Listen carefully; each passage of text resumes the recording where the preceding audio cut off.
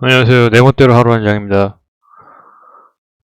어제 저희가 사사기 4장을 읽었죠? 거기서 그 가나안의 왕 야빈이 멸망하는 이야기를 담고 있어요. 거기서 장군 스스르아가 어, 그 군사들을 잃고 아엘의 그 천막 안에서 말뚝이 박혀 죽는 것까지 봤죠? 굉장히 어떤 신화적인 이야기였는데요. 이거를 신화로 안 믿으면 신화고 믿으면 뭐 역사죠, 뭐. 네, 이거는 뭐, 그걸 판단하는 건 개인의 몫인데, 저는 좀,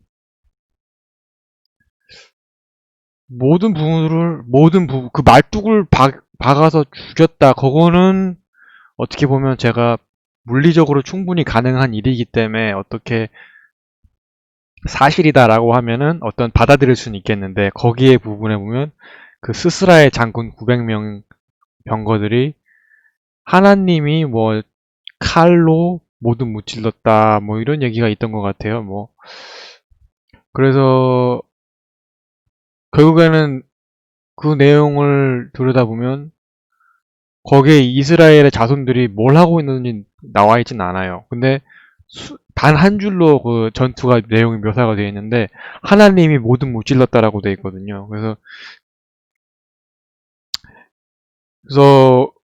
그 줄만 본다면 나에게는 신화다 그 부분은. 근데 그 외적인 부분 어떤 그 드보라 여사제가 바락을 만나가지고 뭐 어떻게 만 명을 끌고 드보산에 끌고 가서 자 이스라엘 주민 만 명을 드볼산 위로 끌고 가서 다시 내려와라 뭐 이런 얘기한 거 그런 거는 어떻게 역사적 사실이다 하면은 제가 어떻게 긍정적으로 받아들일 수는 있는데 어떤 증거가 없더라도 근데 그 외적인 부분 어떤 그 전투를 하나님이 죽였다 이 부분은 조금 힘들다. 나한테 그걸 진실로 받아들이라고 나에게 강요한다면 나는 그거를 좀 거부감이 심할 것 같다. 이렇게 그런 결론을 낼 수 있겠네요. 근데 오늘은 어떤 내용이 나올지 궁금한데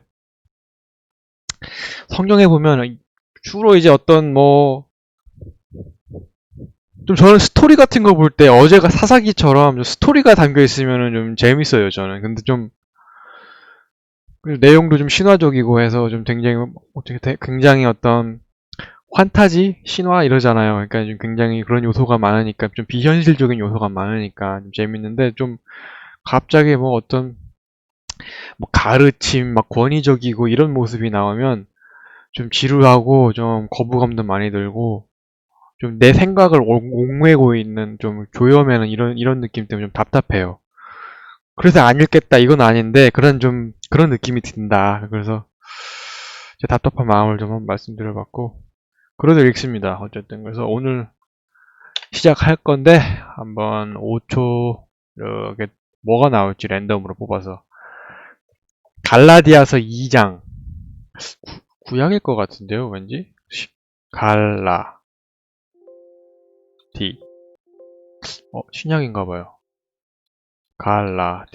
갈라디아서 신약이네요. 신약 2장 거기서 2장은 몇 절까지 있나 보겠습니다. 21절까지 있거든요. 아 이제 이거 확인하는 것도 귀찮네요. 그냥 무조건 달려야지 다음부터. 몇 장이는지 확인하는 거죠. 갈라디아서 2장 1절 14년 후에 내가 바나바와 함께 디도를 데리고 다시 예루살렘에 올라갔노니 14년 후에 갈라디아가 이게 지명인지 갈라디아가 일단 뭘 뜻하는지 제가 좀 알아야겠어요. 왜냐면 이게 중요한 것 같아요. 왜냐면 갈라디아가 뭔지 알아야지 이 내용을 이해하는데 갈라디아는 누구인가? 일단 인물이라고 제가 생각할게요. 이름이죠? 갈라디아 수신자는 누구인가? 갈라디아는 AD 48에서 50년경 사도 바울이 쓴 서신이다. 그러니까 갈라디아서는 바울이 쓴 거예요, 지금.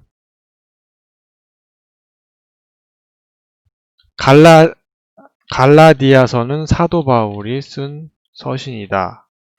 그리고 출연인 바나나 디도, 등장인물 바나나 디도, 등장인물 바나나 디도예요. 콤마 써주고. 근데 14년 후에 내가니까는 여기서 내가가 바울이죠. 왜냐면은 저희는 이제 누가 썼냐?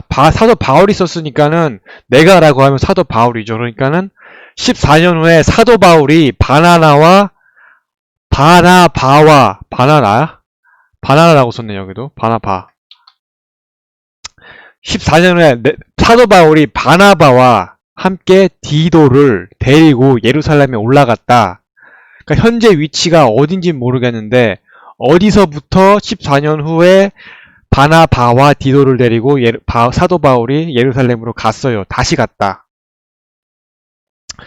2절 계시를 인하여 올라가 내가 이방 가운데서 전파하는 복음을 저희에게 제출하되 유명한 자들에게 사사로이 한 것은 내가 다름질하는 것이나 다름질한 것이 헛되지 않게 하려 함이라. 계시가 이게 어떤 신이 전해주는 어떤 말 뭐 이런 건가요? 뜻. 공장의 성경에서 계시 뜻. 감추어진 것을 밖으로 드러내 보여주다. 그래서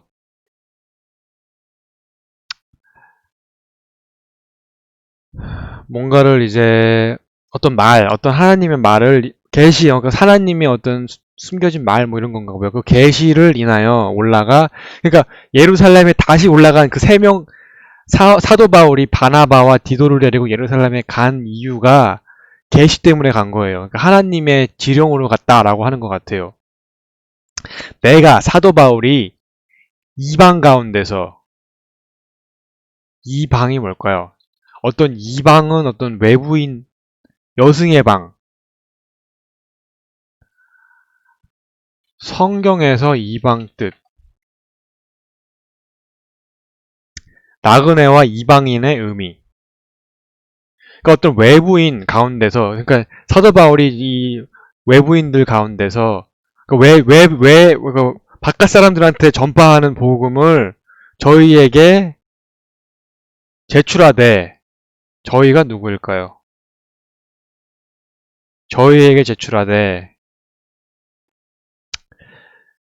유명한 자들에게 사사로이 한 것은 내가 다름질하는 것이나 다름질한 것이 헛되지 않게 함이라. 그래서 다름질이 뭔데요? 다름질, 성경. 다름질 뭐 비교하다는 뜻인가요? 신앙의 다름질. 다름질이 뭐 뛴다는 뜻인가요? 아니면 물건을 달다, 아니면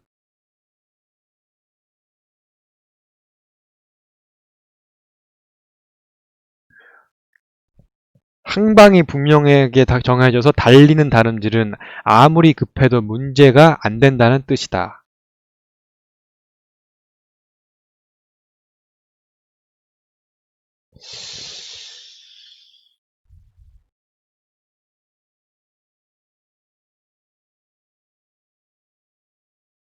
이는 곧 강한 훈련을 뜻한다. 복종하게 한다는.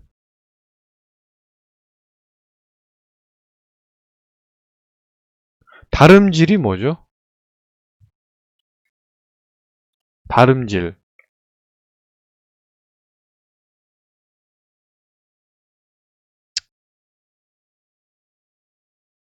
누가 너희의 다름질을 멈추게 하냐? 재해석을 요구하는 성경 구절들. 호호.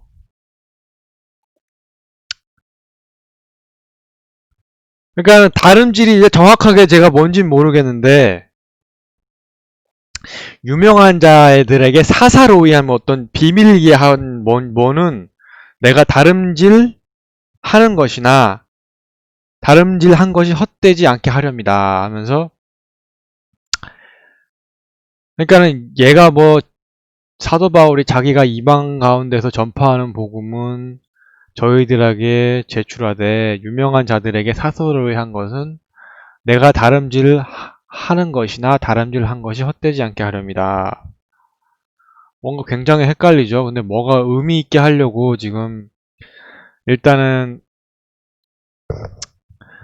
뭔지 뚜렷하게 해석은 안 돼요. 3절. 그러나 나와 함께 있는 헬라인 디도라도 억지로 할례를 받게 아니하였나니 하였으니 그러니까는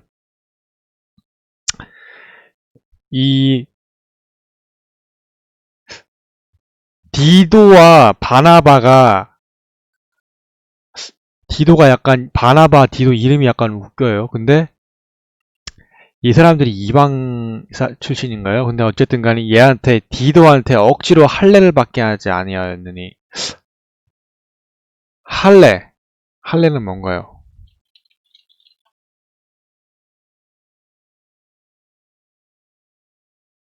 이게 할례가 포경수술인가요? 할례 포경수술이네요. 썰컴시전이라고 나와 있죠. 그러니까 억지로 시키지 않았다. 이걸 왜 하는데 이거를? 이거 억지로 시키면 안 돼요. 이거 진짜 이거 나빠. 나도 이거 억지로 당했어요. 이거 좋은 거 같지 않아. 억지로 뭐 개인의 선택으로 하면은 뭐 그건 존중하는데 이건 저는 억지로 막 하는 건 절대 반대입니다. 이거. 근데 사도 바울이 억지로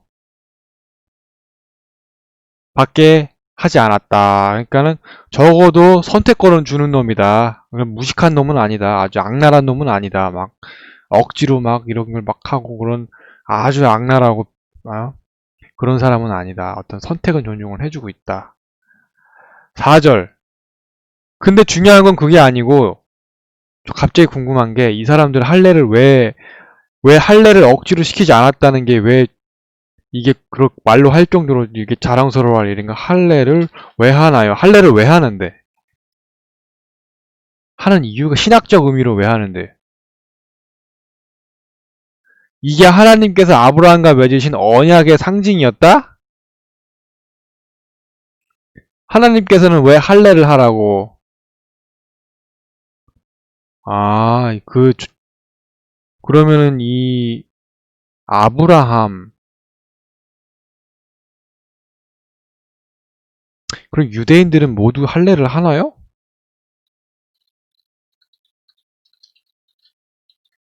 그러니까 이게 지금 이걸 할례를 해야지 하나님과 그럼 유대인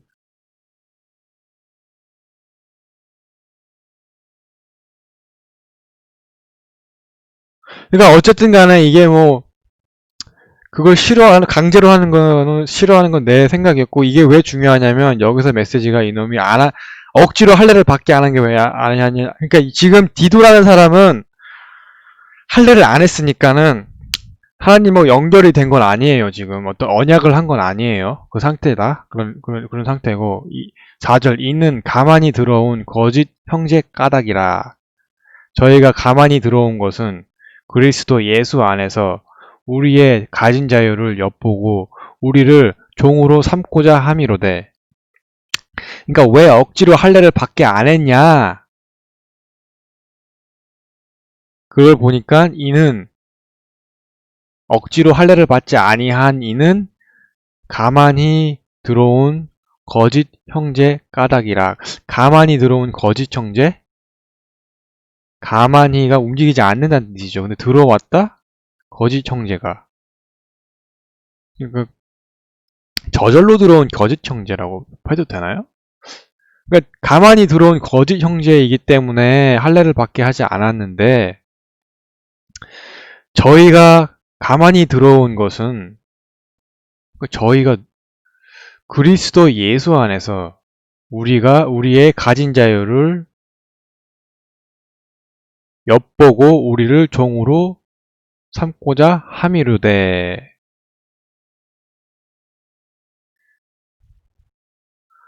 가만히 들어온 게 지금 자기들이 예수 안에서 우리의 가진 자유를 엿보고 우리를 종으로 삼고자 함이로되?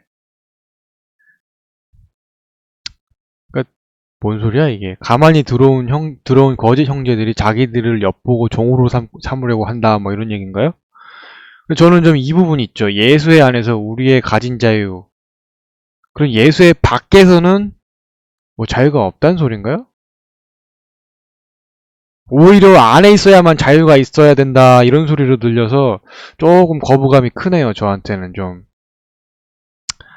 아니, 내 자유를, 왜 굳이 자유를, 밖, 안에서 우리의 가진 자유? 안에 있는데 어떻게 자유가 있을 수가 있죠? 안에 있으면 오히려 지금 자유가 소폭 제한되고, 자유가 지금 구속되어 있는 상황 아닌가요, 이거 지금? 안에서 자유를 지금 느끼고 있다? 저로서는 좀 납득하기 굉장히 힘드네요. 어쨌든 간에 4절은 할례를 억지로 받게 하지 아니한 이유에 대해서 말을 하고 있는데, 그건 가만히 들어온 거짓 형제이기 때문이고, 가만히 들어온 것은 가만히가 뭐 특별한 뜻이 있나요? 보통 이제 멈춰 있는, 움직이지 않다, 드러나지 않게 살며시 들어온 거짓 형제. 저희가 살며시 들어온 것은 그리스도 예수 안에서 우리의 가진 자유를 엿보고 우리를 종으로 삼고자 함이로되. 그러니까 여기서 이제 저희가,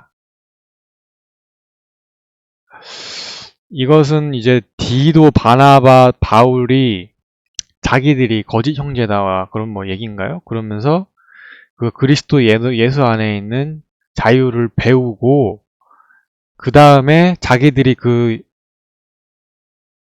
종이 되고 싶어서 뭐 그런 건가요? 아니면 좀 해석이 잘 된 건지 안 된 건지, 좀 말이 되는지 안 되는지 모르겠는데,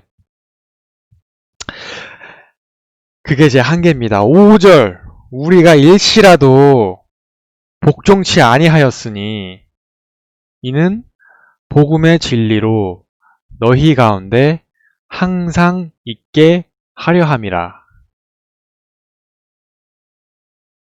그러니까 우리가 잠시라도 복종치 아니하였는데, 이는, 그 이유는 복음의 진리로 너희 가운데 항상 있게 하려 함이라. 이게 지금 바울이 예루살렘 사람들한테 하는 얘기인지, 뭐, 우리가 일시라도, 우리가 누군데? 아니면 바울이 바나바와 디도를 가리켜서 우리라고 하는 건지, 아니면, 그러니까 자기들이 일시라도 복종치 아니하였는데 누구한테? 예수님인가요? 그 이유는 복음의 진리로 너희 가운데 항상 있게 하려 말. 그러니까 자기들이 복종치 아니한 것은 니들한테 복음의 진리를 지켜주기 위해서 그런 거다, 뭐 이런 뉘앙스 같아요. 지금 맥락에 전혀 감이 안 오는데, 6절, 유명하다는 이들 중에 본래 어떤 이들이든지 내게 상관이 없으며 하나님은 사람의 외모를 취하지 아니하시니 저 유명한 이들은 내게 더하여 준 것이 없고.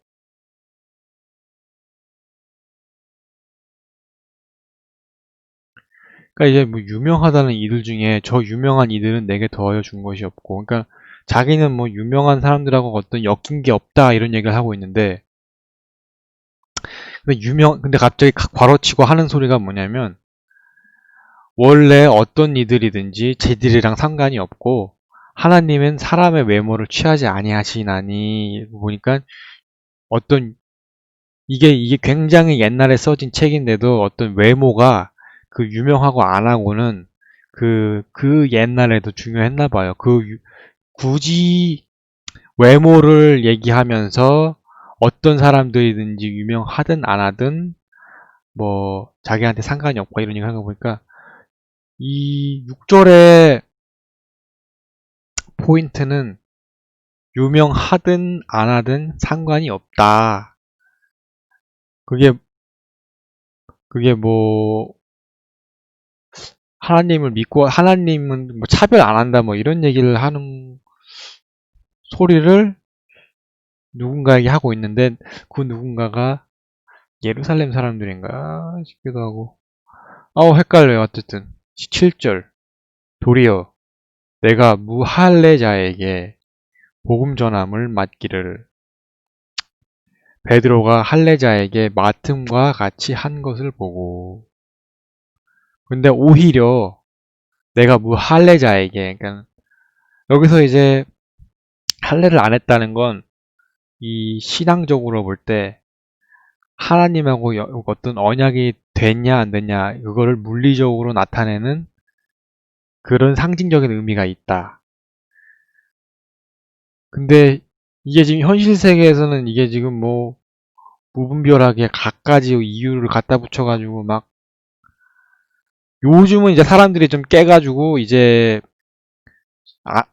좀 기피하는 방향으로 가는 것 같아요. 제 생각에는. 근데 나는 의학 전문가가 아니기 때문에 이 할례에 대해서는 뭐 어떻게 뭐 어떤 연구 서적을 읽어본 적도 없고 알고 싶지도 않고 그냥 억지로 시키는 건 아니다. 근데 억지로 시키는 건 아니다. 심지어 어떤 의학 서적을 들이밀어도 억지로 시키는 건 아니다.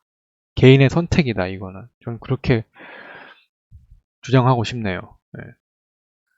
그 근거를 왜 그렇게 하냐. 일단 개인의 선택은 당연히 존중받아야 되고, 근데 꼭 이거를 어떤 의학 서적도 이거를 정당화시킬 수 없다고 생각하는 제 짧은 생각은 뭐냐면, 인간이 고인돌 시대 때는 이런 어떤 수술 같은 걸 못해도 잘 살아왔어요. 고인돌 시대의 인간들은. 그 말은 굳이 할 필요가 없다는 거예요. 제가 볼 때는. 왜냐면 고인돌 그 순수한 그 인간의 순수한 그 자연과 그야말로 어떤 자연에 순수하게 흡수돼서 살던 시절의 그 고인돌 시대, 어떻게 보면 야만의 시대라고도 볼 수 있는데, 그 고인돌 시대 때 인간은 어떠한 수술, 이런 게 없어도 전혀 어떤 태어나서 죽을 때까지 어떤 지장이 없다. 그냥 있는 그대로의 그 모습이기 때문에 굳이 막 수술, 뭐 할래, 뭐 이런 거 안 해도 된다. 근데 지금은 일단 이 사람들이 어떤 신앙 활동을 하고 있기 때문에 이 성경을 읽을 때만은 할례라는 게 그런 의미를 부여했기 때문에 그런 지금 이 사람들이 뭐 그런 이런 지금 그걸 했냐 안 했냐에 따라 지금 사람을 지금 차별을 하고 있는 거예요, 지금. 그래서 뭐 차별이 아직 차별은 하지 않았고 그걸 했냐 안 했냐에 따라서 너를 믿냐 안 믿냐로 지금 나누고 있는 거죠, 지금. 근데 지금 바울이 무할례자 디도가 지금 할례를 안 했죠, 억지로. 무할례자에게 복음을 전함을 맡김을 베드로가 할례가 아낌같이 한 것을 보고 그러니까 지금 자기가 무할례자를 할례자처럼 이제 대해주는 것을 보고 베드로가 그랬나 봐요. 그러니까 자기가 봤대요. 바알이 봤대. 베드로가 할례자를 무할례자가 처럼 이제 존중해 주는 걸 봤나 봐요. 복음 전해 주는 걸 봤나 봐. 그래서 8절에 베드로에게 역사하사 그를 할례자의 사도로 삼으신 이가 또한 내게 역사하사 나를 이방인에게 사도로 삼으셨느니라. 그러니까 베드로에게 역사하사 뭐 어떤 뭐를 말했다 뭐 이런 건가요? 근데 그가 누굴까요? 그건 누군데? 베드로? 베드로를 할례자의 사도로 삼으신 이가 또한 내게 역사하사 야를 이방인에게 사도로 삼으셨느니라.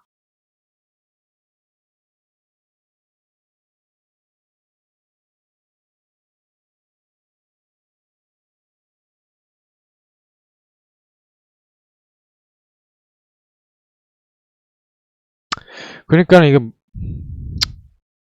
베드로에게 역사하사 그를 할례자의 사도로 삼으신 이가 누군데요, 이가? 삼으신 이가가 그러니까 할례자의 사도로 베드로를 할례자의 사도로 삼으신 이유 때문에 또한 내게 역사하사 그러니까 베드로가 그랬던 것처럼 역사하사가 뭐 어떤 그랬던 것처럼 뭐 이런 것 같아요. 근데 자기도 그럴 거다. 나를 이방인에게 사도로 삼으셨느니라. 그러니까 자기가 이방인의 사도가 된 이유, 그 무할례자에게 복음을 전함이 전도 활동하는 것 같아요, 지금. 그러니까는 무할례자가 역으로 믿지 않는 사람에게 전도를 하는 것을, 그러니까 믿든 안 믿든 전도를 한다. 뭐 이런 것 같아요. 9절 또 내게 주신 은혜를 알므로 기둥같이 여기는 야고보와 게바와 요한도 나와 바나바에게 교제의 악수를 하였으니 이는 우리는 이방인에게로 저희는 할례자에게로 가게 하려 함이라.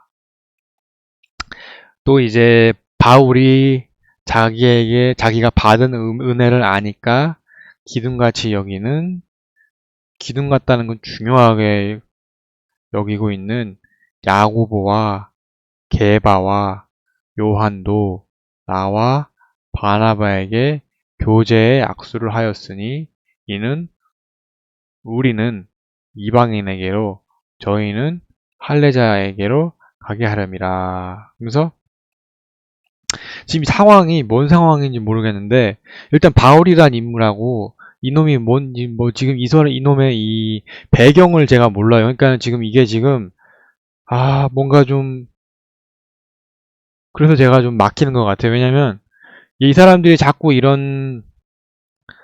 뭐 할례를 하고 안 하고 누구는 지금 뭐가 문제가 있는데 지금 그 문제에 대해서 그 변명을 하는 것 같아. 지금 그거를 원래 안 되는 건데 특별히 하고 있다 뭐 이런 거를 지금 얘기를 하는 것 같아요. 그러면서 베드로가 지금 하여튼간에 그래서 지금 결론은 뭐냐면 각자의 길을 뭐 간다. 서로 지금 야고보와 게바와 요한도 나와 바나바에게 교제 약수를 했다는 거는 원래 둘이 악수를 하면 안 되는데 친구가 되면 안 되는데 친구가 되기로 했다 뭐 이런 것 같아요. 근데 그 이유가 나와 바나바에서 이방인이기 때문에 그런가요?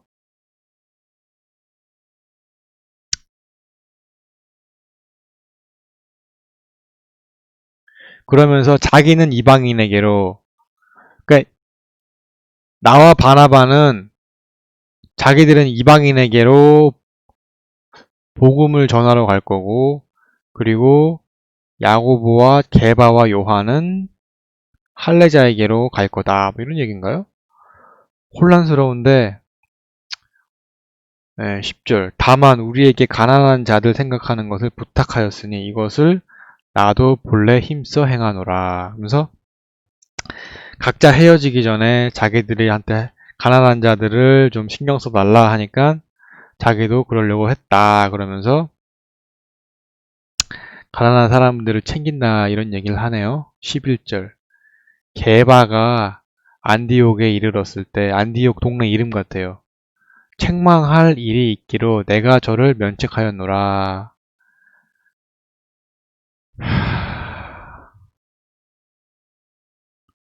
그러니까 자기가 바울이 게바를 면책했다 이런 것 같아요.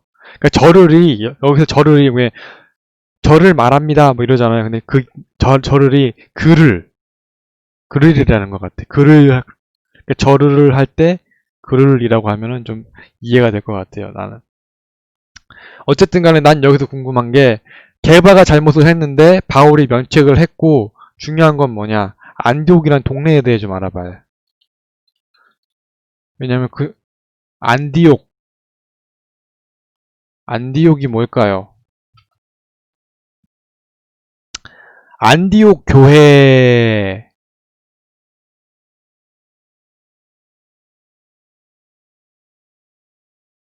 일단 지도를 보면 안디옥이 요쪽에 있죠? 오른쪽에 보시면 여기 아람이 있고 구브로 그레데 바다가 있고 그 다음에 안디옥이 여기 동네에 있다. 갈리기아, 갈라디아가 동네 이름이네요. 갈라디아가 여기 있네. 근데 갈라디아에서 이렇게 내려와서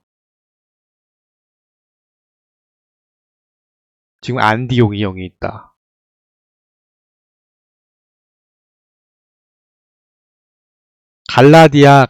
갈라시아라고 하는 거예요?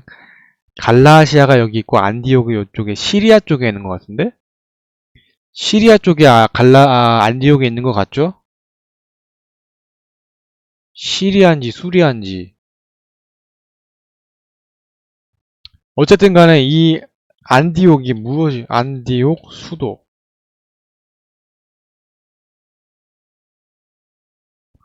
수리아의 수도가 안디옥 상업적 도시 군사적 상업적 도시로 이방 선교의 출발지 수리아 안디옥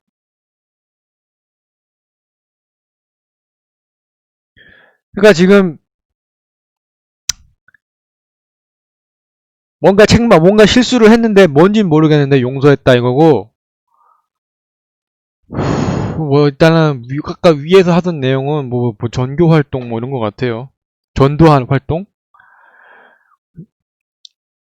어쨌든 계속 봅시다. 12절 야고보에게서 온 어떤 이들이 이르기 전에 게바가 이방인과 함께 먹다가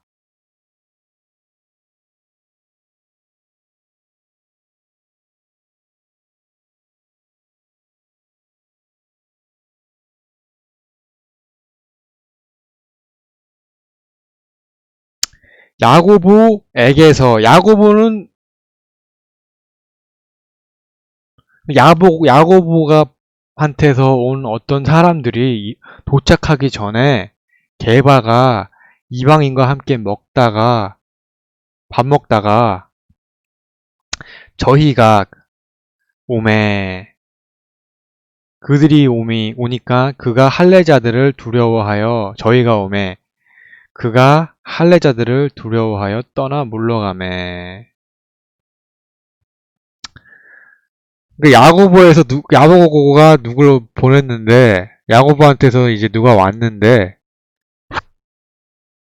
근데 얘들이 오기 전에 게바가 이방인과 함께 뭘 먹다가 그 야고보에서 온 사람들이 어떤 이들이 오니까 그가는 게바겠죠. 게바가 할례자들을 두려워했다.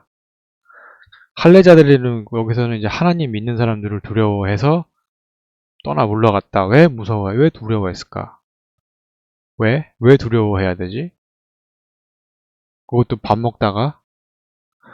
왜 이방인과 밥 먹는 게 뭐 잘못된 건가요? 뭐 금지된 뭐 그런 건가요? 13절 남은 유대인들도 저와 같이 외식함으로 바나바도 저희의 외식에 유혹되었느니라. 어떤 그 남은 유대인들도 그들과 같이 외식했다. 근데 바나바도 똑같이 실수를 했나 봐요. 뭐 유혹이란 단어 쓴 거 보니까 하면 안 되는데 한 거예요. 근데 그게 이방인과 밥을 먹는 거? 그건가 봐요. 왜 안 되는지 몰라요. 근데 뭐 그쪽 서적에 뭐 그렇게 나와 있겠죠. 밥 먹지 말라고. 좀 폐쇄적인가 봐요. 굉장히. 그쪽 문화가 좀 폐쇄적인가 봐요. 좀 이방인들을 좀 배척하고 좀 그런가 봐요.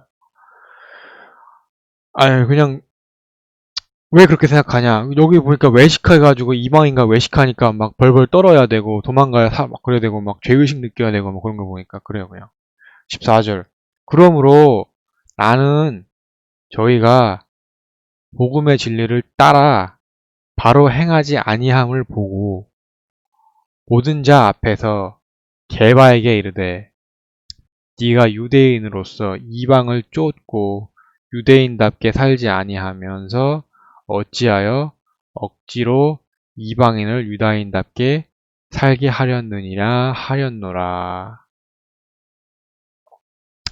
그걸 딱 보고서는 이제 바울이 니들이 복음의 진리를 그러니까 자기들의 이제 그 복음의 진리는 이 사람들 주장이고, 이 사람이 볼 때 복음의 진리고, 자기들의 이제 문화를 따라서 바로 행하지 아니함을 보고, 자신들의 전통을 따라 바로 행하지 아니함을 보고, 모든 자 앞에서 게바에게 이르되, 그러니까 이제 한마디로 이제 대중들 앞에서 이제 어떤 치욕을 주는 거, 창피를 주는 거죠. 네가 유대인으로서 이방을 쫓고 유대인답게 살지 아니하면서, 그러니까 쫓다는 말은 이방을 이제 그들의 어떤 외래 문화를 이제 따라하고 뭐 그런 거 같아요. 그러니까 유대인답게 살지 아니하면서 억지로 이방인을 유대인답게 살려 하려느냐 하였노라. 그러니까 한마디로 스스로도 그 전통을 지키지 못하는데 어떻게 자기의 전통을 전파할 수 있냐 이런 것 같아요. 그러니까 틀린 말은 아니에요. 왜냐면 이 사람들은 이 무리들은 지금 임무가 있는데 그 유대인의 전통을 전파하는 게 지금 이 사람들의 목적이에요. 근데 그 전통을 이 사람들은 복음의 진리라고 믿고 있다. 그러니까, 근데 그거를 갖다가 스스로 그 진리 중에 하나가 이방인하고 이방인을 쫓으면 안 되는 건데, 오히려 스스로도 지키지 못할 말을 갖다가 전파를 하는 게 모순이다. 스스로도 그러니까는 그거에 따라서 이제 그 모순을 꼬집으면서 이중적인 그런 모습을 보고 사람들이 따라할 리가 없죠. 그러니까는 설득력이 굉장히 떨어지고 사람들이 납득을 안 하고 일 자체가 우스워지니까 그 부분을 지금 꼬집게 하고 있는 거죠. 결과적으로 면책받았지만은 책망을 받고 있는 거예요, 지금. 그러니까 이게 지금 어떻게 보면 저는 좀 개바의 어떤 답답한 마음이 느껴지는 게, 개바가 자유를 지금 옥죄고 있는 거 아니에요? 구속당하고 있는 거 아니에요? 왜 이런 상황에 지금 놓여서 왜 이런 짓을 하겠다고 개바는 지금 한 건지 모르겠는데,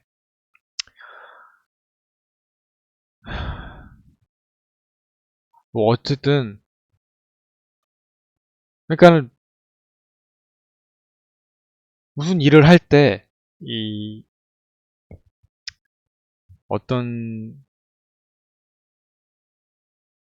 그 이것도 보면 쉬운 일은 아니다. 그러니까 이 막 그런 거죠. 뭐 이 사람들 입장에선 15절 우리는 본래 유대인이요 이방 죄인이 아니로되, 뭐야 이건 또. 15절에서 하는 말이 개바가 하는 말 같아요? 아니면은, 왜냐면 바울이 이렇게 누군가 바울이 지금 혼내는 것 같은데 바울이 책망하고 있으니까 개바가 답하는 것 같은데, 자기들은 원래 유대인이다 이방 죄인이 아니다 그러면서, 이런 사람 굉장히 많죠. 그러니까 자기가 한 일을 합리화를 시키는 건데 지가 유대인이라 괜찮대요.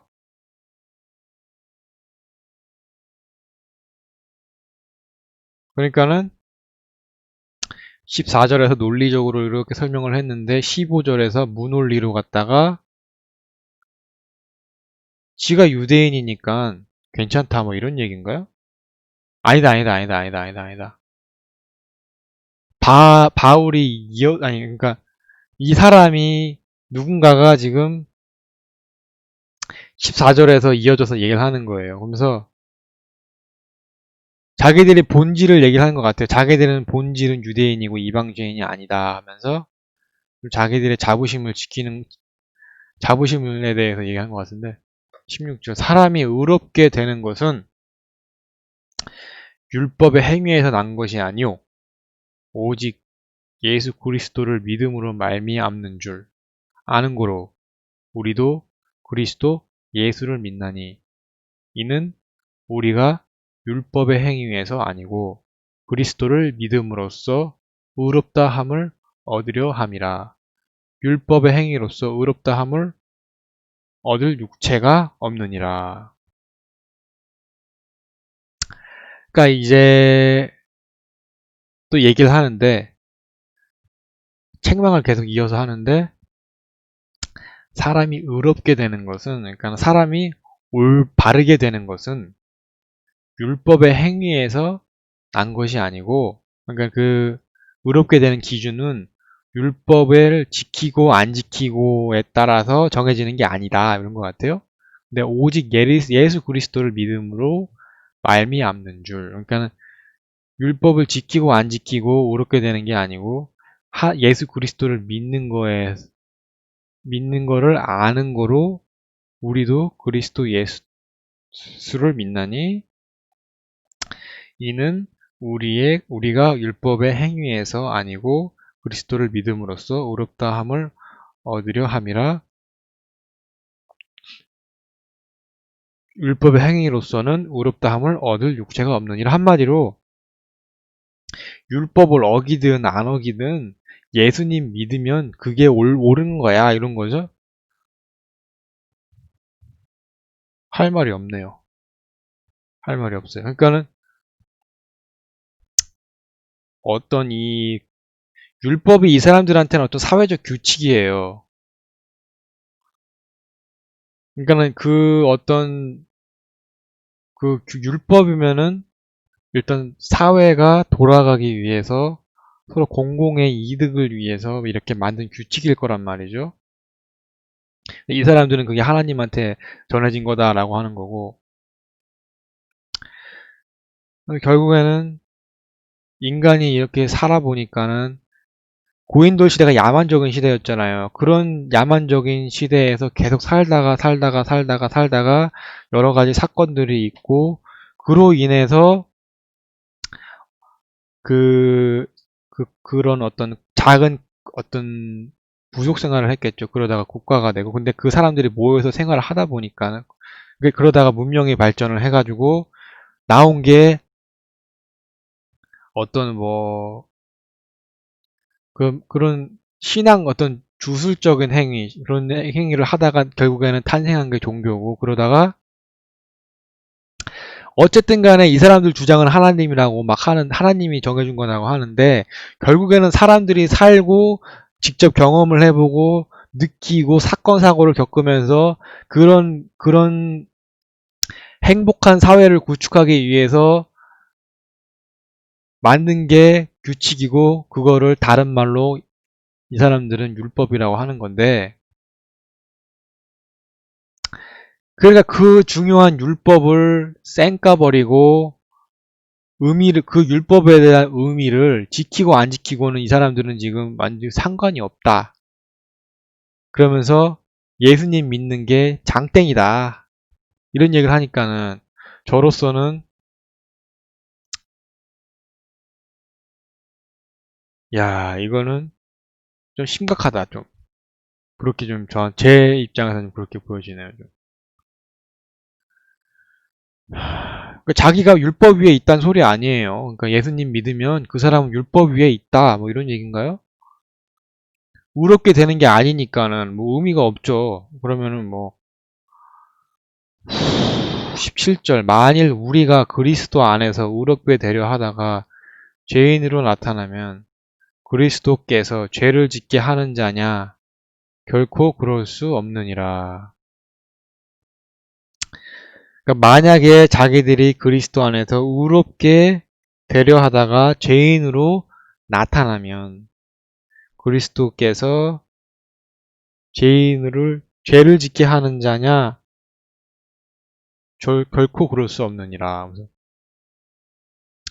뭐 그리스도는 결코 뭐 죄를 짓게 하지 않는다 뭐 이런 것 같아요. 뭔 소리야. 18절. 만일 내가 헐었던 것을 다시 세우면 내가 나를 범법한 자로 만드는 것이라. 만약에 자기가 이런 헐었던 것을, 무너진 것을 다시 세우면 자기가 자기 자신을 어떤 범법한 자로 만드는 것이다. 그래서 법을 어긴 사람으로 만든 것이다. 뭐 이런 얘기 하는 것 같아요. 이야기가 어떻게 흘러가는지 모르겠어요. 그냥 읽고 있어. 그냥 한 줄 한 줄. 19절. 내가 율법으로 말미암아 율법을 향하여 죽었나니 이는 하나님을 향하여 살려 함이니라. 그러니까 자기가 율법으로 말미암아 율법을 향한 그 율법을 통해서 율법을 위해서 죽었는데 이는 하나님을 위해서 율법을 그러니까 하나님을 위해서 율법을 위해 그러니까 하나님을 위해 살기 위해서 율법대로 산다 이런 것 같아요. 20절 내가 그리스도와 함께 십자가에 못 박혔나니 이것도 예수님인가요? 내가가? 뭐지? 내가 그리스도와 함께 십자가에 못 박혔나니 그런즉 이제는 내가 산 것이 아니오 오직 내 안에 그리스도께서 사신 것이라. 이제 내가 육체 가운데 사는 것은 나를 사랑하사 나를 위하여 자기 몸을 버리신 하나님의 아들을 믿는 믿음 안에서 사는 것이라. 내가 그리스도와 함께 십자가에 못 박혔나니 자기가 하나님과 함께 십자가에 못 박혔는데 그런즉 이제는 자기는 산 사람이 아니다. 오직 내 안에 그리스도께서 사신 것이라. 이제 내가 육체 가운데 사는 것은 나를 사랑하사 나를 위하여 자기 몸을 버리신 하나님의 아들을 믿는 믿음 안에서 사는 것이라. 아니 여기 예수님이 아니라 바울인가? 그래서 결국에는 자가 하나님의 아들을 믿어라 뭐 이런 건가요? 21절 내가 하나님의 은혜를 패하지 아니하노니 만일 의롭게 되는 것이 율법으로 말미암으면 그리스도께서 헛되이 죽으셨느니라 그러면서 바울이 이제 하나님의 은혜를 패하지 아니한다 그러면서 하나님의 은혜를 무시하는 게 아니고 만일 의롭게 되는 것이 율법으로 되는 거라면 그러니까 율법이 의롭게 되는 것을 정한다면 그리스도께서 헛되이 죽으셨느니라. 그러니까 그리스도가 예수님이 헛되이 죽은 거다. 뭐 이런 얘기를 하는 건데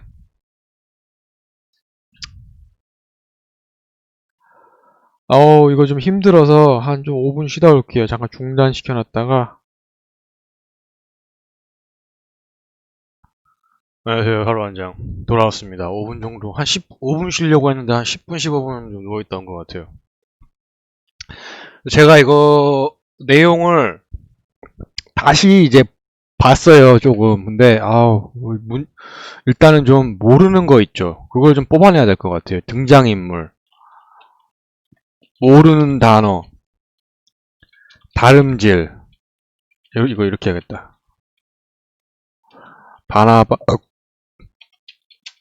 바도, 디도. 다름질. 그리고, 조용히 들어온 얌전히 들어온 것은 우리가 잘 읽고 중에, 거짓 형제, 가만히 들어온 거짓 형제. 왜 여기서 가만히 들어온 거짓 형제가 뭔지 모르겠어요. 그리고 5절에서 우리가 일시라도 복종치 아니하였으니 우리는 우리 복음의 진리로 너희 가운데 다음 유명하다는 이들 중에 더 유명한 이들 더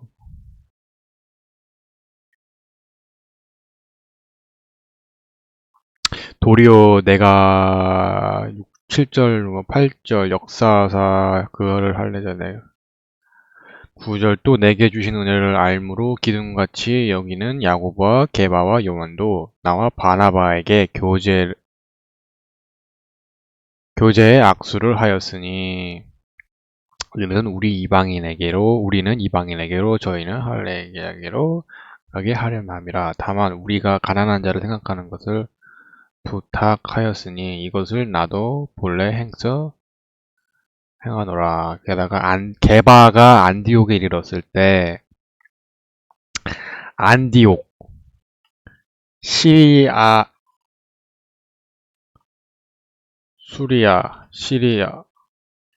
수도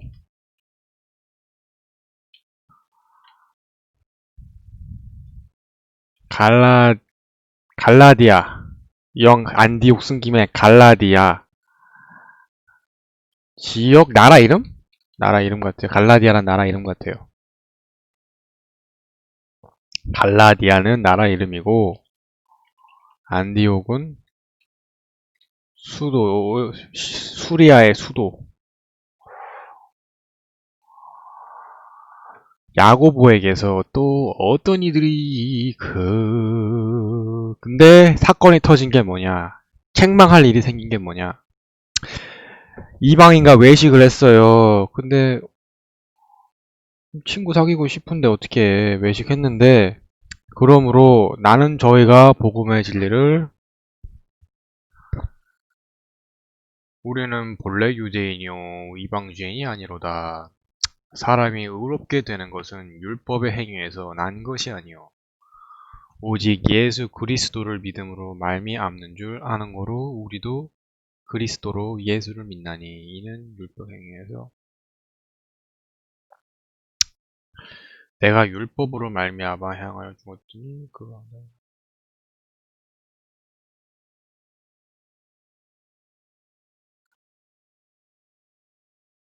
말미암 말미암아 뜻 이유가 되다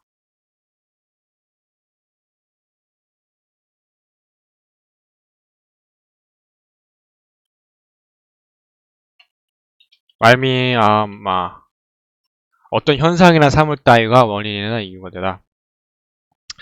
그러니까 갈라디아 2장을 다시 요약해보자면 등장인물 여기 더 있죠. 디도도 나오고 게바가 이제 나오고 여기 어디 나오는데 야고보 요한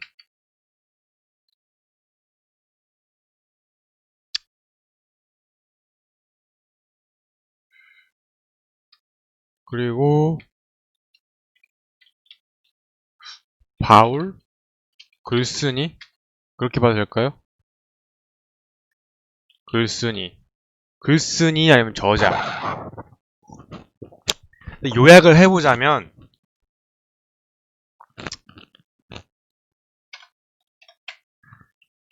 바울이 안디옥으로 전도를 가는데 게바에게 책망할 일이 생겼다. 게바가 그 이유는 게바가 이방인들과 외식을 해서 그러면서 지금 이 변명을 게바가 하는 건지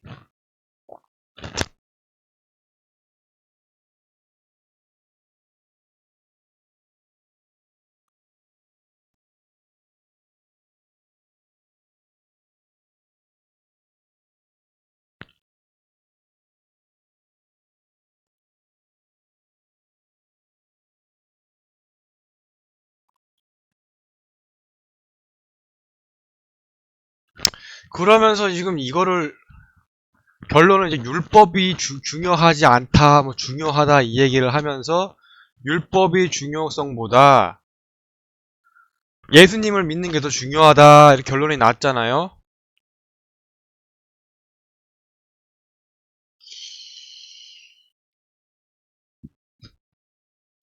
이방인들은 죄인으로 취급하기 때문에 외식을 하면 안 되나 봐요. 15절에 우리는 본래 유대인이요 이방 죄인이 아니로되 그런 얘기를 하네요.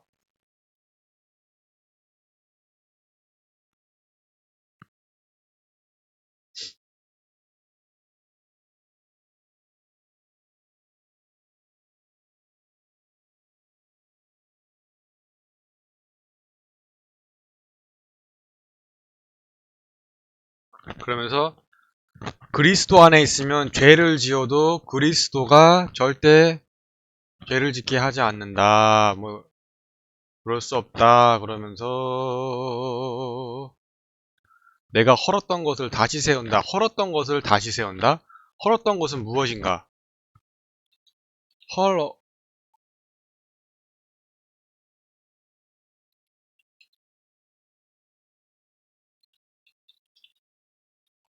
이거를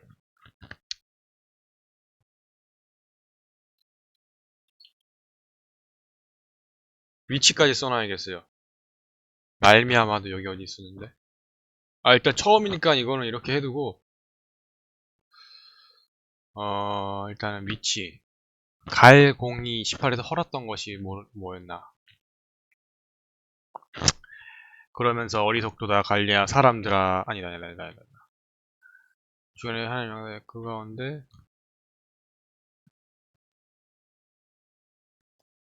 요약 바울이 안디옥으로 전도를 전하는데 가야베가 책망해 그 이유는 개방해.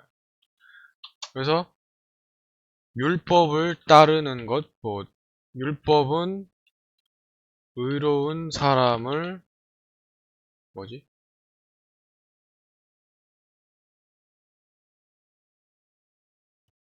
율법의 행위는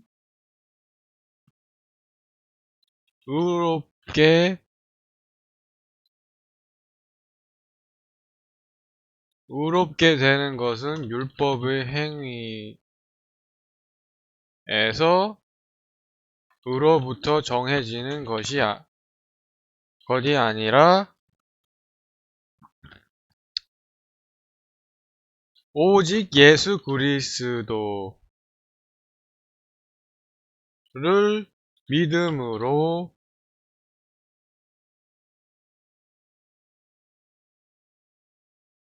정해진다. 이런 것 같아요.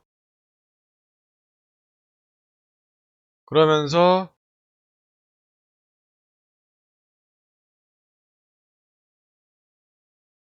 지금 뭐 누가 얘기하는지 모르겠어요. 뭔가 좀 막 둘이 티격태격 하는 건지 아니면 한 명이 일방적으로 말을 하는 건지 모르겠는데 어...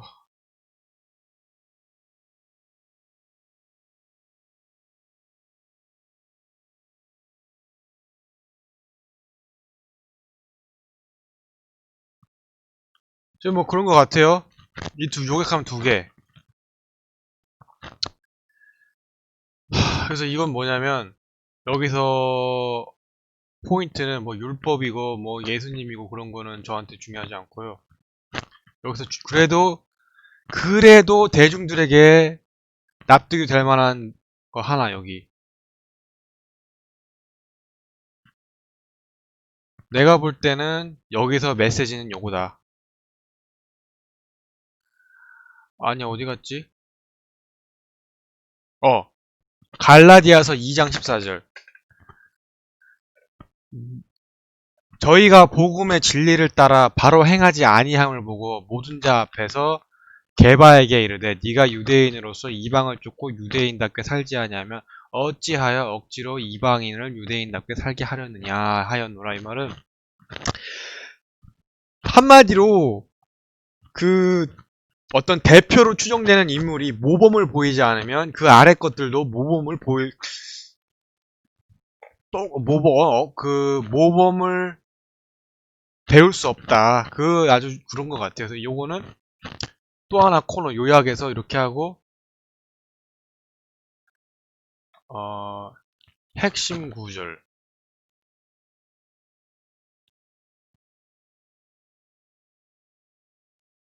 이렇게 하고 핵심 구절 왜 위 구절은 지도자가 모범을 보이지 못하면 지도자를 따르는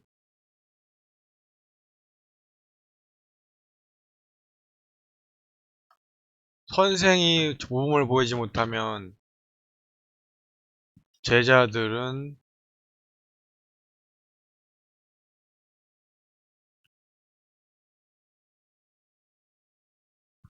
제자들은 아니 그러니까 지금 이걸 좀 어떻게 말을 좀 위 구절은 선생이 모범을 보이지 못하면 제자들은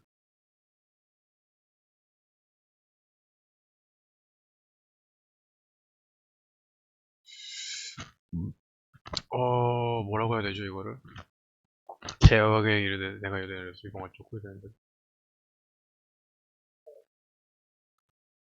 이런 선생이 모범을 보이지 못하면 제자들도 모범을 보일 수 없다 라는 뜻을 갖고 있어서 현대 어,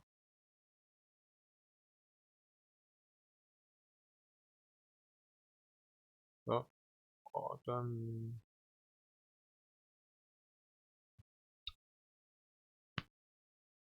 책임의식을 일깨워주는 구절 갖고 있어서가 갖고 있어서 뜻을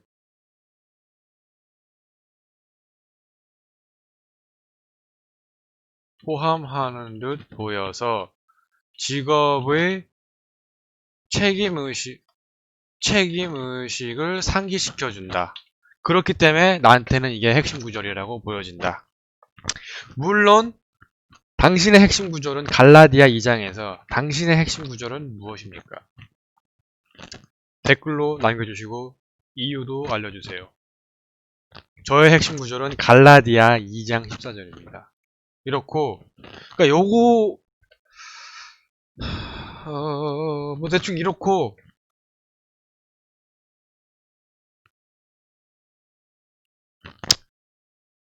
정확하게 이 갈라디아서 2장을 깨끗하게 한 것 같지는 않고 하여튼 오늘은 이렇게 내용을 뽑아봤으니까 여기까지 하겠습니다. 봐주셔서 감사합니다.